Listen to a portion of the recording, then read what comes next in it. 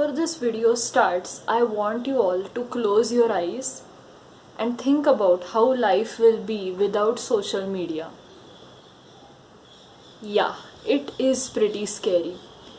Anyone in the 21st century cannot relate to a life without social media, and that is the reason why we are so much in awe of whenever people say that they lived in an era which was before social media. How did people live at the time? How exactly they managed to live such a great life in spite of not having this technology?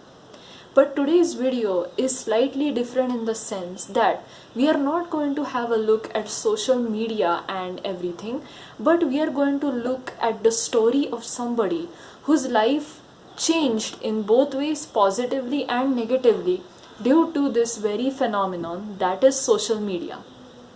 Before starting this video, I want you all to like, share and subscribe to my channel on YouTube. Also check out my page Magical Tomorrow on Instagram. I have the link in the description below, so make sure you check it out. This story starts around in the year 2015.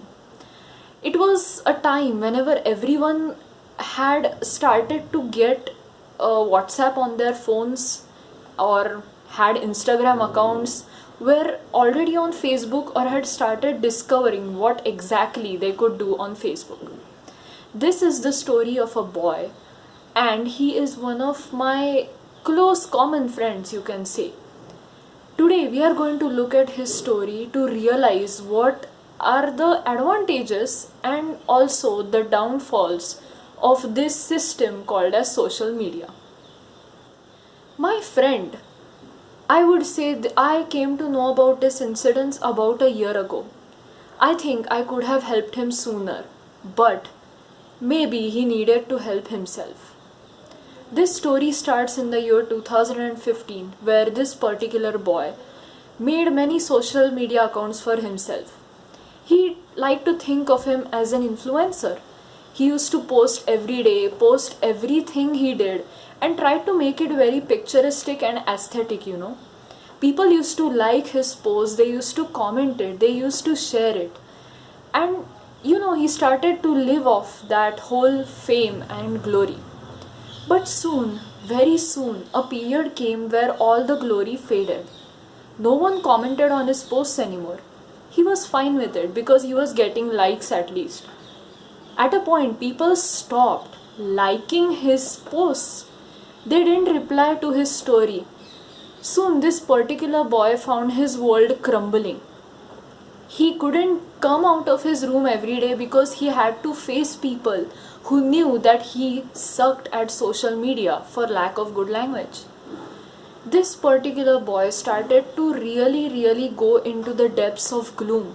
He used to sit in his room, not interact with anyone. He used to be very irritable with his parents. And it all came to one day when he actually slammed his fist into the wall in anger that, oh my god, why don't I have the same audience I had once upon a time on social media? Yes, social media depression is very much true. People might think it is a myth, but that's not the case. It really exists. And let me tell you what happened further into this particular boy's life.